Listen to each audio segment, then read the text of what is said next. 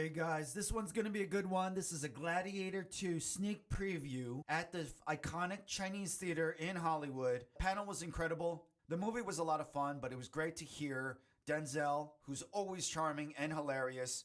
He just says whatever he wants, and you'll see that in this video. Also on the panel was star Paul Mescal, Connie Nielsen, Fred Hechinger, and 3 of the producers from the Gladiator franchise. We also got to hear behind-the-scenes secrets of shooting Gladiator 2, as well as the first one. The setup in Hollywood was really cool, and they actually displayed the wardrobe from the film in the lobby. Enjoy! He plays Emperor Caracalla, Fred Hechinger.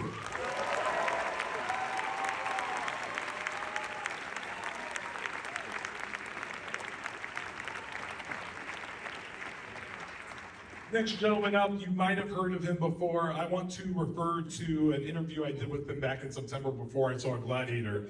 I asked Denzel, and I'm gonna quote here, I was like, hey, tell me about Gladiator. He says, huge, ridiculously big. And then he stopped talking. And he didn't lie. Ladies and gentlemen, Denzel Washington.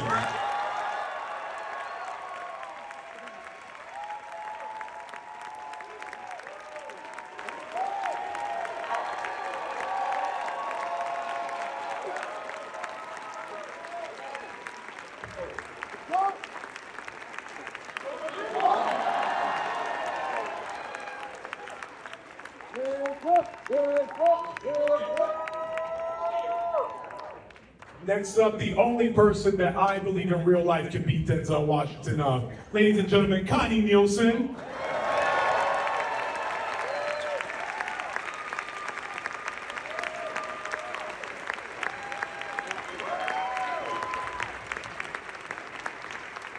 And last but certainly not least, guys, I think we've entered Paul Mescal, movie star era. Let's enjoy it. He gets a little buff in this movie, whatever. He's a very nice guy on top of that. Paul Mescal, everyone.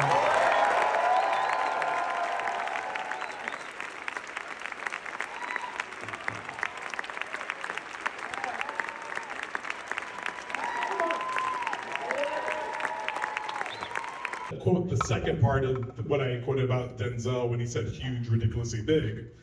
Follow-up question was, and what about Paul Mescal? Is he good? And Denzel, quote, says, not good, great. He doesn't lie, the man doesn't lie.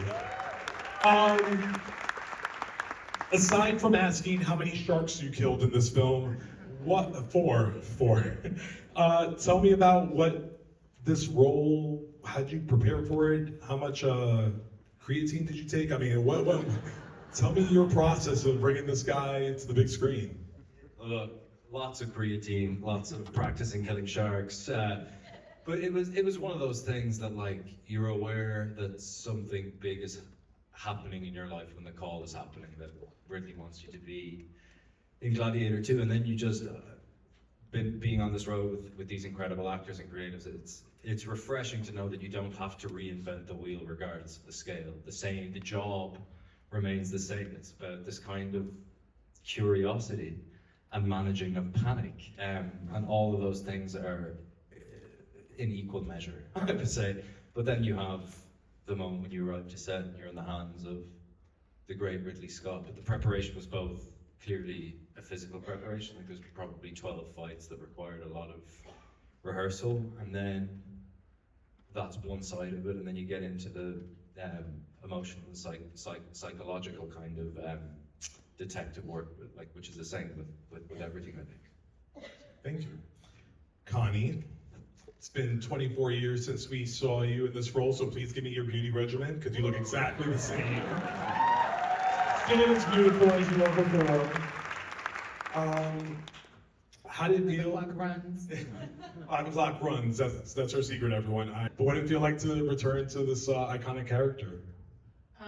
It was really like finding an old friend. I think it's like this a little bit surreal experience to go back to Lucilla and to find a woman who, she was the daughter of Marcus Aurelius, and it was such an interesting thing to me to imagine. Was like this is the daughter of like a philosopher king, and and who sort of like exemplified these incredible values and norms for Roman society and for how to wield power.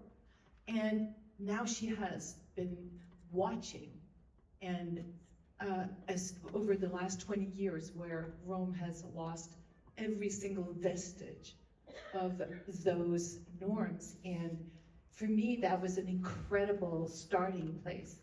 In addition to that, the writers had put me with this sort of like permanent heartbreak, because I had to give like the biggest sacrifice a mom can do, which is to let go of her son so that he can live. And then, however, he has also given her the love of the incomparable or incomparable Pedro Pascal. It was just like the beauty of that setup was just, it was amazing. She gets good husbands, man. Did a little bit of research for you guys. I don't know if I really agree with this list, but Denzel, according to this list, has played 6 proper villains during his career. One of those being the iconic Alonzo Harris in Training Day, which he won the Academy Award for. And here you are having what I can only describe as the time of your life. It's Denzel, like, it just let go, and it was so much fun. Was it as much fun for you to do as it is for us to watch? And what felt different about this villain in comparison to all your others? The wages of sin is death. That's what I put on the cover of Training Day. The wages of sin is death. The man got what he deserved. He was willing to do anything to get everything and lost everything and got nothing. I hope there's a message for somebody in that. That's the message I'm sending. A lot of you think. How do you think that's real easy? Look in the mirror. That's what I'm talking about. I'm not here to preach, but you know, the last time I've been in here, I haven't been in this theater driving myself in about 40 years, 30, 40 years. It's good to be back. Yeah.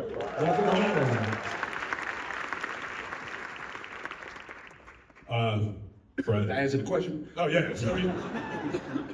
Say anything you want, anytime. What did it feel like to work with this cast, with Ridley Scott, with this legendary team of artisans, and now you have to go make more movies after this, and compare them all to this experience? What was it like for you? Ridley is, as everyone knows, I think, a one-of-a-kind filmmaker, and so the way that he makes a movie is completely unique. He builds the entire environment around you and trusts actors to become their characters and play.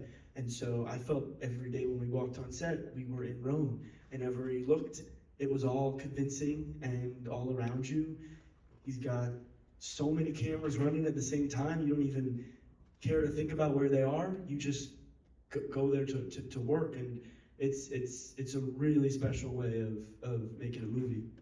On this film, I'm gonna ask you kind of a bunch of follow-ups, but how much water did you use in this movie?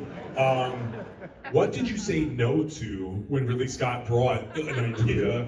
And how much did you have to convince the studio to say, like, yeah, this is fine, we can do boats and rebuild the Coliseum and fill it with water and sharks? Wow, how long have we got? The first movie was much harder to get made. And Connie and I have been on this now for 25 years, so we've seen a lot of ancient Rome. It was much harder.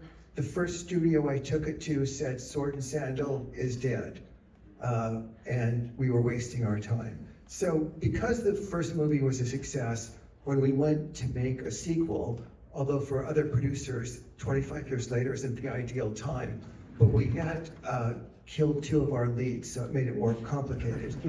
But the one thing that we were aware of, and the studio was aware of, is that to come back, there had to be an enhanced theatricality.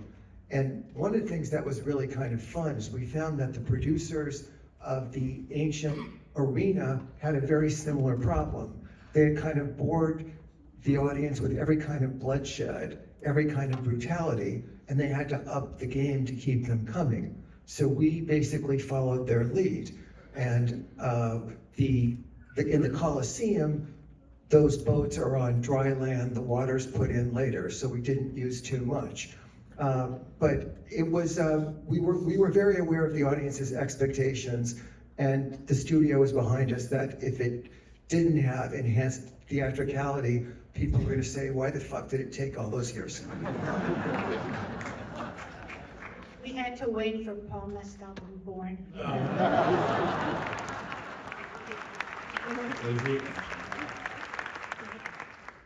In terms of the water, one interesting fact is all the boats in the opening sequence, that great battle scene where Rome attacks his homeland, we were actually shooting that in the desert of Morocco over sand, and there was no water whatsoever in those scenes except for some hoses so they could get splashed a little bit.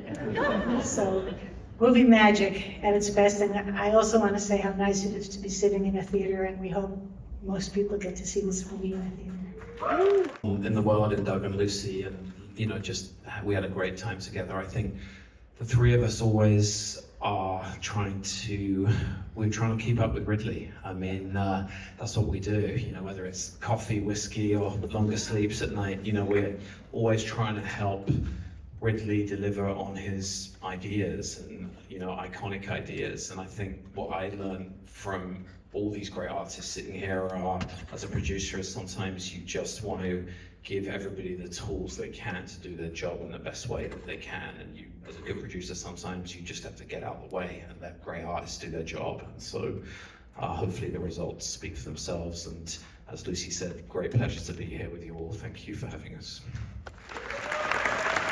Denzel, Janty Yates, costume designer, you have the sickest fits I've ever seen. And like the earrings, the robes, it's like you're gliding, man. It's remarkable. Was that like half the battle for you getting into the character? Was just It's always good to get the shoes, It helps the way you walk and everything, but I like to start on the inside. And by the time I got to the outside, I wanted more.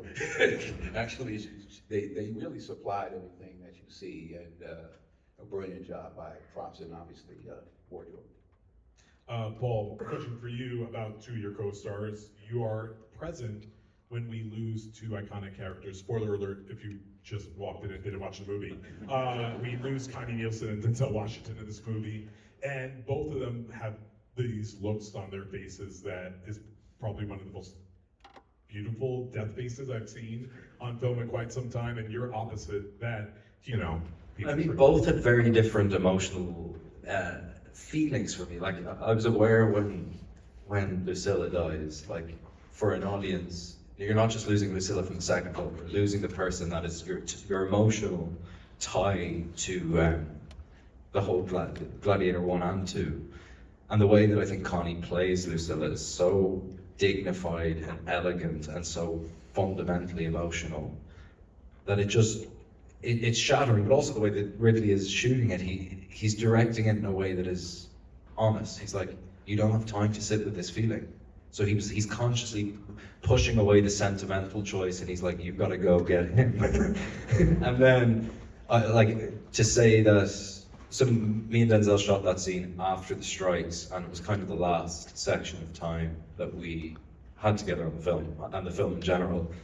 And I say this with great ease, that was one of my favorite times on set at any moment of my career, obviously, to have kind of one-on-one time with one of the greatest actors to ever do it, to pull up a chair beside him between takes and talk about Shakespeare, and then go, are you ready to do a fight scene? I was like, absolutely.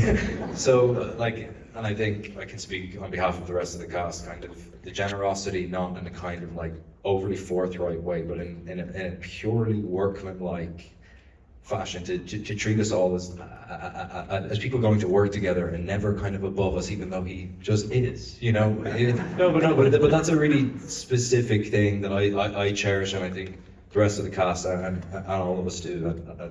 Yeah, I love any time shooting that with him, and it's also one of the great death faces that has ever happened. Question for anyone who wants to take this. Sure, everyone wants to say something great about Ridley Scott. He's given us movies, like cinema.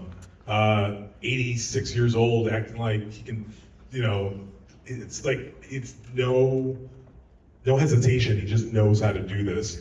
But see something great about him. Like, well, How does he not have an Oscar? I'll say that about him. How does he not? The movies direct themselves, I guess. I guess they direct themselves. He's a grandmaster. He's one of my favorite directors I've ever worked with. I've had the most success I've ever had in this industry with him. I just heard Spike wake up. He says 80% of a film is casting, and he cast the future. He cast the future with these we it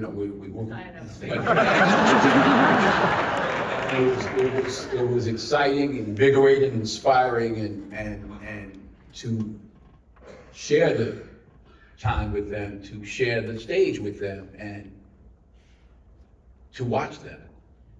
I would like to add that, I was under the impression that Blade Runner had been like this runaway success when it came out, and he actually told me it was a total flop. But by the time I met him on Gladiator 1, it had already become like this cult film, and he was like making the extended version of it, and it still remains like a film that has not aged. And it is odd how he is not appreciated until later for every single movie he's done. It's like, I don't know why that is, but it's so strange. I want to add one thing about his remarkable brain, which is we spent a few years in a room working on the script. And one of the issues that came up early was in the first movie, it made perfect sense why Russell would win in the arena. He was a Roman general.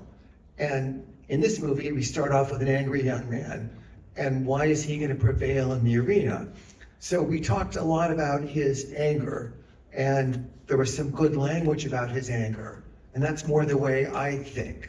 Ridley's entirely visual. So one day in the story meeting, he says, he said, in the baboon fight, Paul's mentor is going to be killed. Paul is enraged. The alpha baboon comes at him. Paul will bite his arm, spit out some of his flesh, and the alpha baboon will realize there's a new alpha in the ring. So, what a great brain.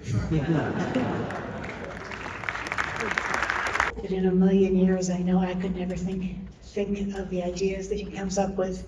He storyboards every single shot of the movie long before the movie is even green-lit. He has the scenes in his head, and he's perfecting them the entire time.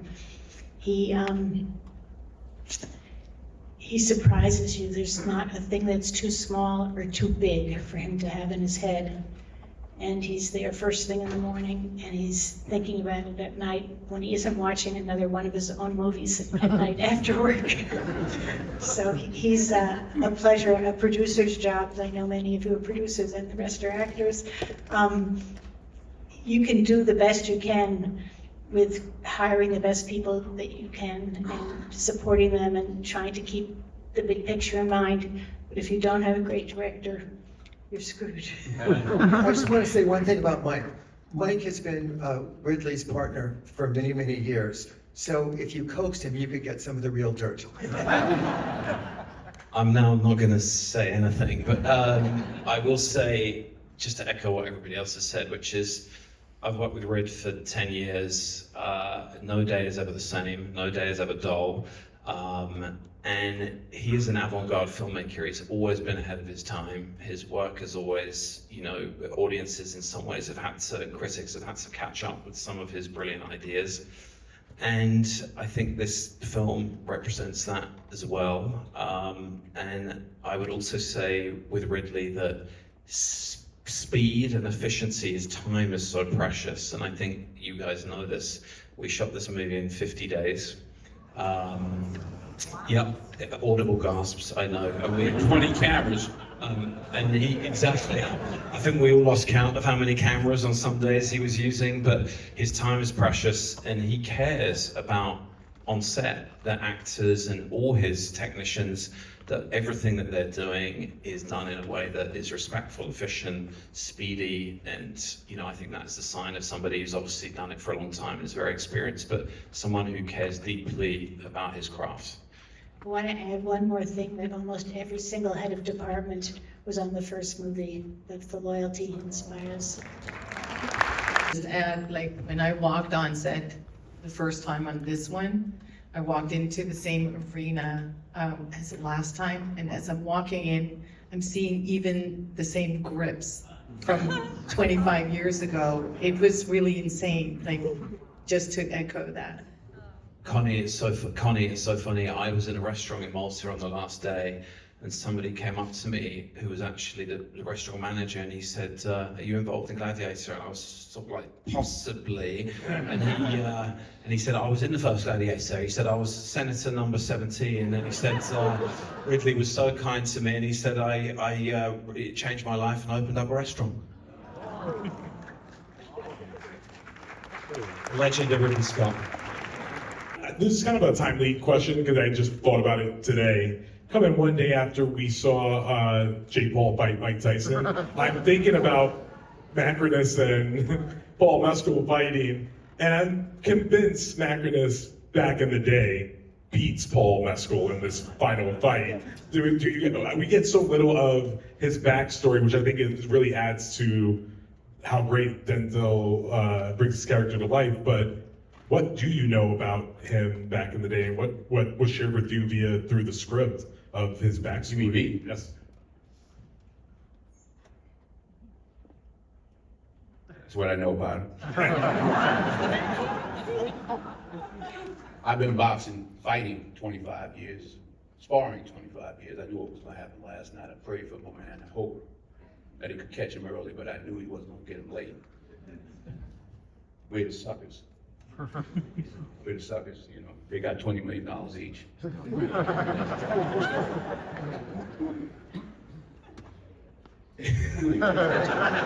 What's the question? How much do you, well, you already answered. How much do you know of his backstory? Was anything shared with you outside of the script about his origins? I made it up. I dealt with what was on the page. I didn't bother with a history lesson. I tried not to put a fake accent on it. Everybody's British anyway. And Rome. So, good one for that. The universal stems from the specific, so I try to be specific in everything I do, and hopefully it has some message universally, but I start from the inside out, then go from the inside in. Damn good actor.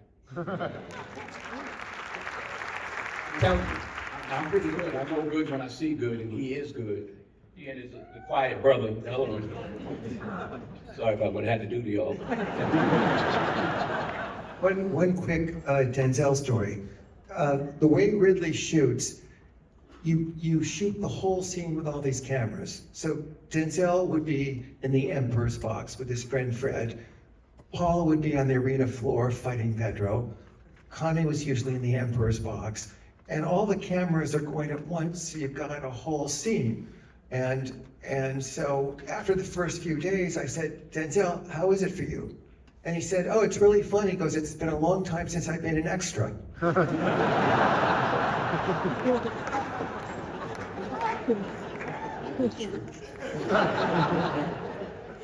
Final question I'm going to give to you, Paul, is the quintessential big screen movie. What are you taking away from this experience with you that you'll bring to your next 30 movies? I just fucking love this job. I just love everything cinema represents.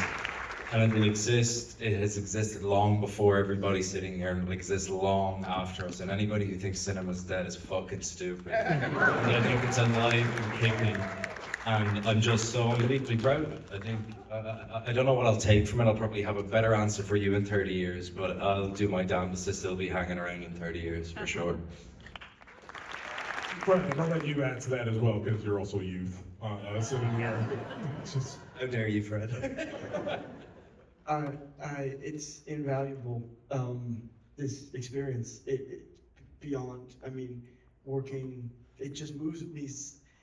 Sitting here, I've been watching movies in this theater, being able to talk about it, and everyone that is sitting here and stayed, and it means so much to me. But the experience, it's impossible to put into words what I've learned from working with this great master here, working with this great filmmaker. That's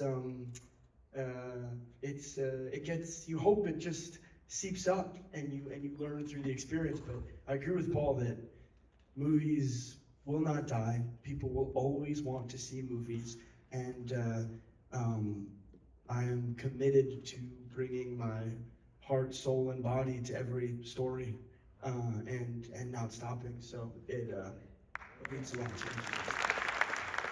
Thanks for watching, guys. If you like this video, you might want to check out this other screening I uploaded. It's a Sean Baker, Mikey Madison Q&A for Anora, which was one of the best films of the year. Hope you guys enjoy. See you next time.